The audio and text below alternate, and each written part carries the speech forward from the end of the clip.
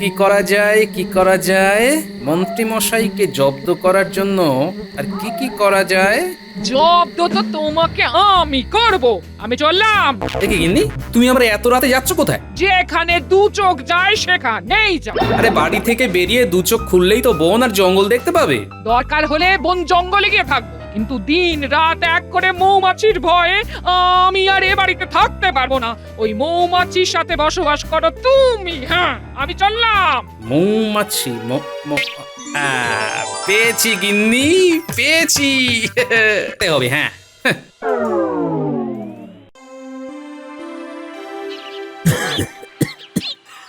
মহারাজ, আপনার তো দেখছি ভালোই কাশি হয়েছে। আর বলো না মন্ত্রী, আবহাওয়ার পরিবর্তনের সাথে সাথে শরীরে ঠান্ডাটা বেশ ভালোই লেগে গেছে। আসলে বয়স হচ্ছে তো। বয়সটা আপনার নয় মহারাজ, রাজসভার বাকি সদস্যদের হচ্ছে। তার মানে কি বলতে চাইছো মন্ত্রী? দেখুন মহারাজ, দিনকাল তো ভালো নয়, আর রাজসভার সবারই বয়স প্রায় 50 ঊর্ধ্ব। কার রোগ কার থেকে কার শরীরে ছড়ায় সে কি আর বলা যায়? দেখুন না, দেখুন আপনার চেহারার জৌলুসটাও কেমন সেনাপতির মতো কতটা ফিকে হয়ে গেছে দেখুন। হ্যাঁ, ঠিকই বলেছো মন্ত্রী, চেহারাতে আর আগের মতো উজ্জ্বলতা নেই। দেখুন মহারাজ, বড় সড়ো কিছু হয়ে যাওয়ার আগে আপনি সবাইকে রাজসভা থেকে বিতাড়িত করে দিন। কি বলছো? মানে আমি বলতে চাইছি, যারা আর কি 50 ঊর্ধ্ব, মানে যাদের 50 বছর হয়ে গেছে, তাদেরকে এইবার অবসর দিয়ে দিন। হ্যাঁ, কি বলছো? 50 ঊর্ধ্ব সবাইকে আমি অবসর দিয়ে দেব? তাহলে রাজসভা চলবে কিভাবে? আরে মহারাজ, আমি তো আছি, চিন্তা করছেন কেন? কিন্তু তুমিও তো 50 ঊর্ধ্ব। দেখুন মহারাজ, এত বড় রাজ্যপাট তো আর আপনার একার পক্ষে চালানো সম্ভব নয়। একজনকে তো থাকতেই হবে। আর রইল বাকি রাজসভার বাকিদের কাজ। আসলে সারা বছর ধরে বাকিরা যা কাজ করে, তাতে আপনার শুধু শুধু সমস্ত মাইনের অর্থ জলে যায়। তার থেকে আপনি যদি আমার বেতনটা দ্বিগুণ করে দেন, তাহলে আমি একা হাতেই সব সামলে নেব। এতে আপনার অর্থ বাঁচলো আর শরীর দুটোই ঠিক রইলো। কথাটা তুমি মন্দ বলনি। তবে গোপালকে কিন্তু ছাড়া যাবে না। গোপালকে রাজসভাতে রাখতেই হবে। মহারাজ, আপনি নিশ্চিন্তে থাকুন, গোপালের কাজও আমি সামলে নেব। হ্যাঁ, না না মন্ত্রী, তুমি যাই বলো না কেন, গোপালকে আমি ছাড়ছি না। আর গোপাল আমার সাথে না থাকলে কেমন যেন শরীরে বল পাই না। তাহলে আমি এখন আসছি মহারাজ, রাজসভায় দেখা হবে।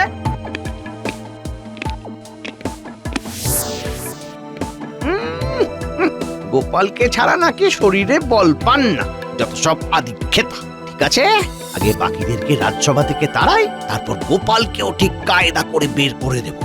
আর একবার গোপালকে রাজসভা থেকে বের করতে পারলে মহারাজকে কাবু করা আমার এক চুটকির কাজ।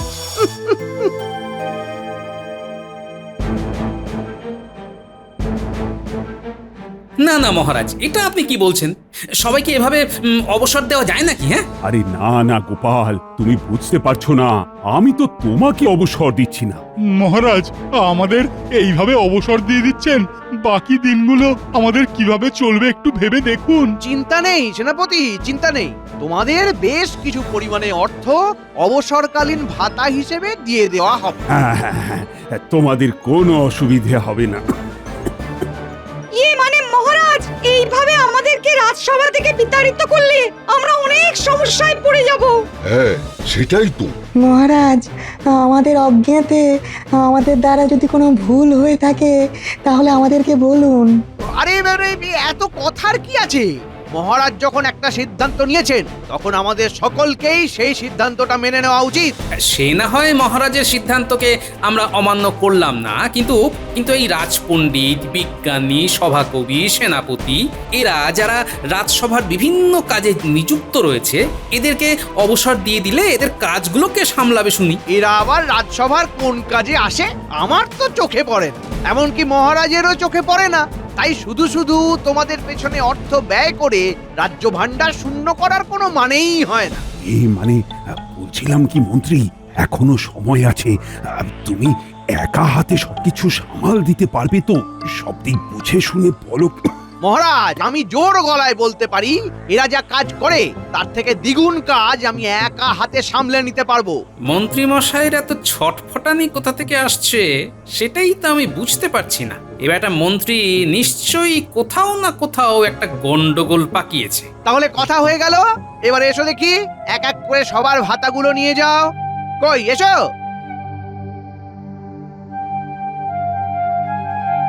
নিন মহারাজ, নিন। এবার এক এক করে সবার হাতে তাদের ভাতাগুলো তুলে দিন মহারাজ।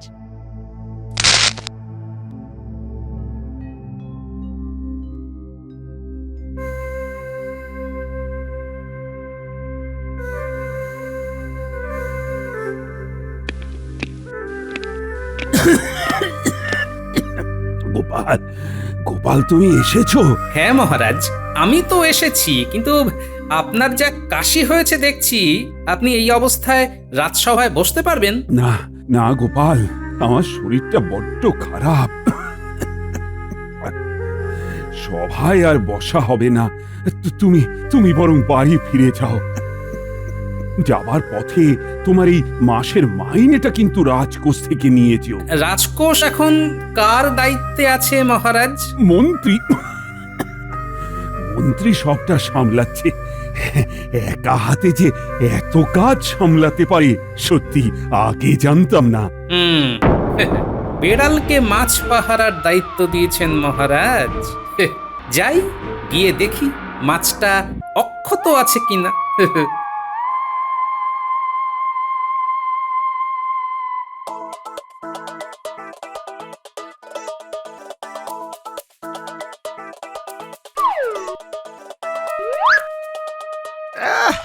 আরে দূর দূর, আরে আরে ঢোক না রে বাবা, ঢোক না।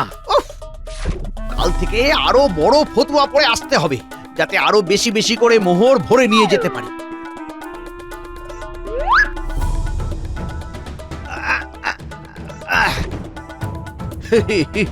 ফতুয়া ভরে মোহর নিয়ে নিয়েছি। এইভাবে প্রতিদিন মুঠো মুঠো মোহর সরাতে পারলেই দুদিনেই আমি কৃষ্ণনগরের দ্বিতীয় রাজা। এবার শুধু বুদ্ধি করে বাকি রাজসভাসদদের মতো গোপালটাকেও এই রাজসভা থেকে বিতাড়িত করতে হবে, তাহলে একেবারে কেল্লা ফতে। আচ্ছা,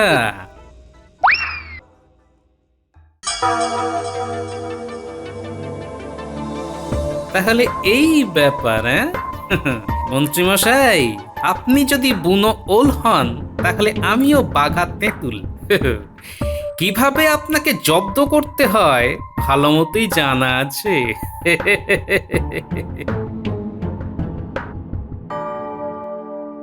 কিরে, খবর কি তোদের? আরে দাদু, তুমি?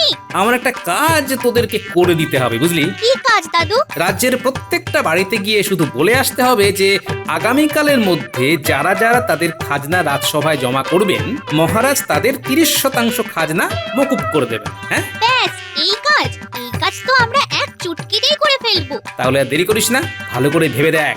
সব বাড়িতে বলতে হবে কিন্তু, পারবি তো? তুমি নিশ্চিন্তে বাড়ি চলে যাও দাদু, ধরে নাও তোমার কাজ হয়ে গেছে। চললাম রে তবে, কালকে সবাই দেবে খাজনা আর মন্ত্রী মশাইয়ের বাজবে বাজনা।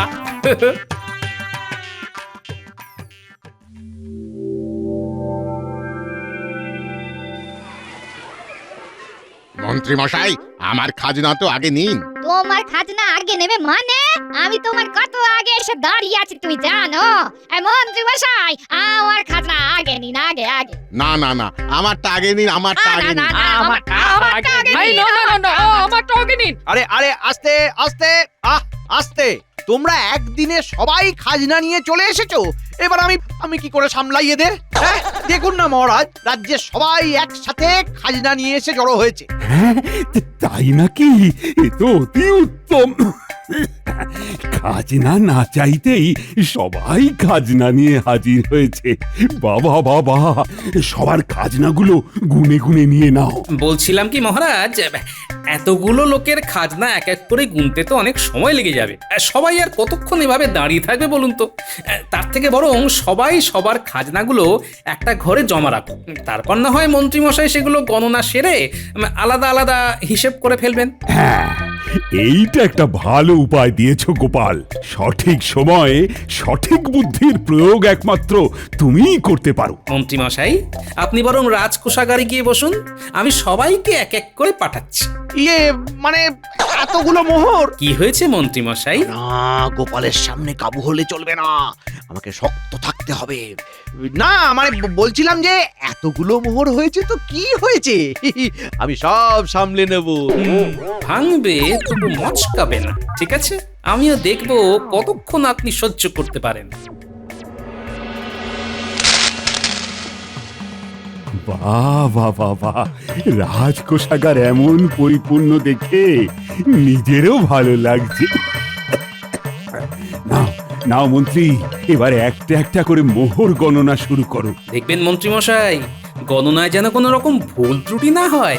বুঝতেই তো পারছেন, হিসাব নিকাশের ব্যাপার। পাহাড় সমান মোহর, এত মোহর আমি একা হাতে গুনবো কিভাবে? তো চাই কেন কি লোভে পড়ে নিজের ঘাড়ে সব দায়িত্ব নিতে গেলাম। হ্যাঁ মন্ত্রী, তুমি শুরু করো, আর সমস্ত মোহর গণনা শেষ হয়ে গেলে আমার ঘরে এসে একবার জানিয়ে দিও। নিন মন্ত্রী মশাই, শুরু করুন।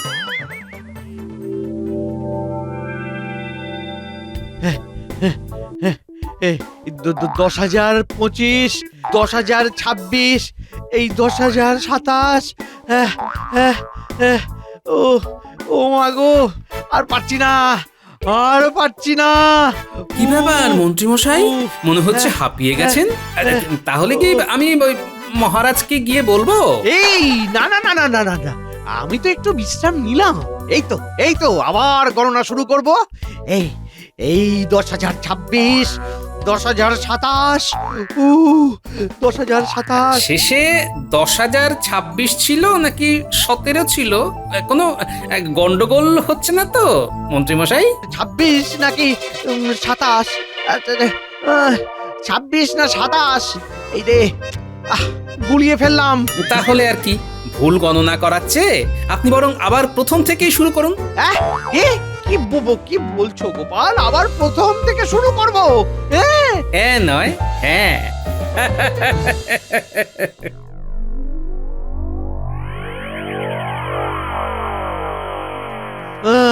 98, 99, 100, 230, 235, 280, 500, 578, 579, 500। এই যা, আবার গেল।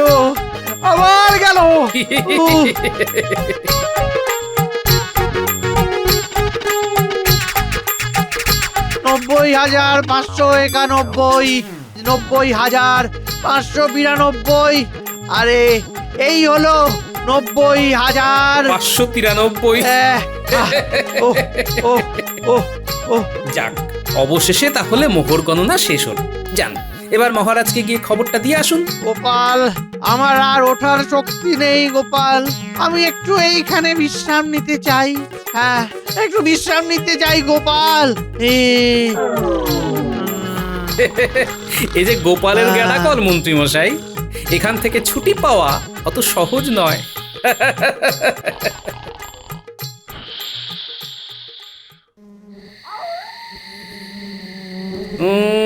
কি করা যায় মন্ত্রী মশাইকে জব্দ করার জন্য? আর কি করা যায়? জব্দ তো তোমাকে আমি করব। আমি চললাম। দেখি গিন্নি, তুমি আমরা এত রাতে যাচ্ছ কোথায়? যেখানে দু চোখ যায় সেখানেই যাও। আরে বাড়ি থেকে বেরিয়ে দু চোখ খুললেই তো বন আর জঙ্গল দেখতে পাবে। দরকার হলে বন জঙ্গলে গিয়ে থাকবো, কিন্তু দিন রাত এক করে মৌমাছির ভয়ে আমি আর এ বাড়িতে থাকতে পারবো না। ওই মৌমাছির সাথে বসবাস করো তুমি। হ্যাঁ, আমি চললাম। মৌমাছি পেয়েছি গিন্নি, পেয়েছি। পেয়েছো মানে কি পেয়েছো? হ্যাঁ, এই দেখো, তুমি আমাকে আর যাই বলো, আমি কিন্তু এখানে থাকবো না। গিন্নি, একটু সবুর করো, কালকের মধ্যে ওই মৌচাক হাওয়া হয়ে যাবে। সত্যি তো, তোমার কথা আমার মোটে বিশ্বাস হয় না। হ্যাঁ, আরে বাবা, সত্যি সত্যি সত্যি, একেবারে 3 সত্যি।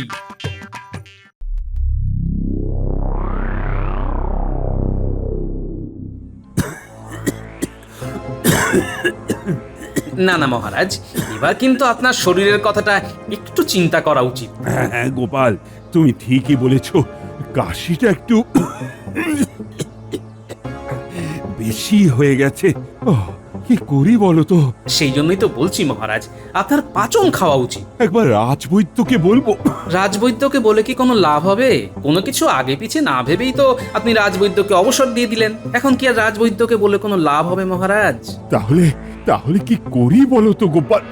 মহারাজ, ওই রাজবৈদ্যর সাথে তো আমার মোটামুটি ভালোই সম্পর্ক ছিল। মাঝে মাঝে তার বৈদ্যশালাতেও যেতাম। সেখান থেকে আমি যতদূর জানি, মানে ওই রাজবৈদ্য বলতো আর কি, খুব কাশি হলে নাকি খাঁটি মধু খেলেই কাশি এক্কেবারে সেরে যায়। তাই নাকি? আটি মধু? তাহলে তো আমি এক্ষুনি বাজার থেকে আটি মধু নিয়ে আসার ব্যবস্থা করছি। এই এই কে আছিস? দাঁড়ান মহারাজ, দাঁড়ান। আবার কি হলো? বলছিলাম কি মহারাজ, বাজারের মধু কি আর খাঁটি হবে? জানেনই তো আজকাল বাজারের জিনিসপত্রে কি পরিমাণে ভেজাল থাকে। হ্যাঁ, তাহলে খাঁটি মধু কোথায় পাবো? মৌচাকে। মৌচাকে? হ্যাঁ মহারাজ, একমাত্র মৌচাকেই আপনি খাঁটি মধু পাবেন। গোপাল, তুমি যে কি বলছো না, আমি এখন মৌচাক কোথায় পাবো বলো তো? মহারাজ, আমি থাকতে আপনার কোনো চিন্তা নেই। এই গোপালের কাছে সব কিছুর জোগাড় আছে। কি বলছো গোপাল? তোমার কাছে মৌচাকেরও জোগাড় আছে? আছে। কোথায় কোথায়? আমার ঘরে। হ্যাঁ, আমার ঘরে একটা বড় মৌচাক হয়েছে। সেই মৌচাক ভর্তি একেবারে খাঁটি মধু। ওই মধু একবার খেতে পারলে আপনি একেবারে সুস্থ হয়ে যাবেন মহারাজ। তাই নাকি? হ্যাঁ মহারাজ, কিন্তু ওই মৌচাকের ধারে কাছে যাবার সাহস আমার হচ্ছে না। সারাক্ষণ ধরে ওই মৌমাছিগুলো ভনভন ভনভন করছে। কিন্তু আমি পারছি না তো কি হয়েছে, আমাদের মন্ত্রী মশাই আছেন। আপনি বরং ওনাকেই বলুন, একেবারে মৌচাক ভেঙে খাঁটি মধু আপনার জন্য নিয়ে আসবে। হ্যাঁ গোপাল, তুমি একেবারে ঠিক বলেছ। আমি এক্ষুনি মন্ত্রীকে খবর পাঠাচ্ছি। এই এই কে আছিস? মন্ত্রীকে খবর পাঠা, মধু আনতে যেতে হবে, খাঁটি মধু। হ্যাঁ, কি বলছেন মহারাজ? আমি মধু আনতে যাব? কেন কেন যাবে না কেন? মন্ত্রী মশাই মনে হয় ভয় পাচ্ছেন মহারাজ। কি ব্যাপার মন্ত্রী, তুমি ভয় পাচ্ছ? এই যে তুমি বলেছিলে তুমি নাকি সব সামলে নিতে পারবে। হ্যাঁ, মানে মহারাজ বলেছিলাম যে আমি পারবো। তাহলে আর কথা কিসের? আমি এদিকে খাঁটি মধু খাওয়ার লোকটাও সামলাতে পারছি না। যান যান, আর দেরি করবেন না, এইবারে জমবে মজা।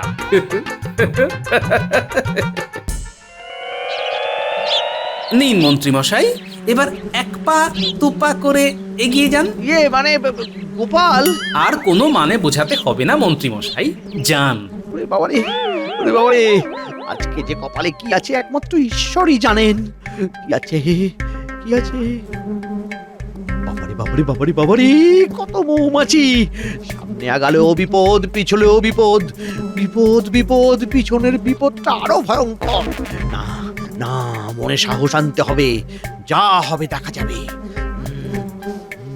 এই হুশ হুশ, যা যা যা, আরে যা না বাবা, যা যা, হুশ হুশ, এই হুশ, যা যা না রে, হুশ, এই হুশ, এই মৌমাছি হুশ।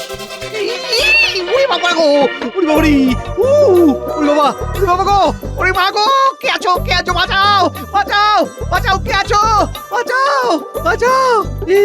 ওরে বাবা রে, ওরে বাবা রে, ওরে ওরে বাবা রে, ওরে মা, পড়ে গেলাম ও বাবা গো, পড়ে মন্ত্রী গেলাম। মশাই, বাঁচতে চাইলে তাড়াতাড়ি ওই পুকুরে ঝাঁপ দিন।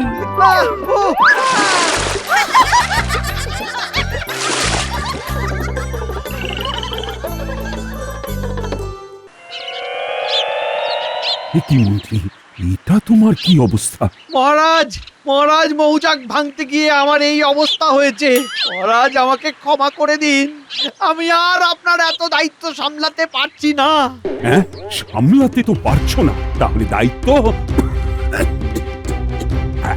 দায়িত্ব নিয়েছিলে কেন?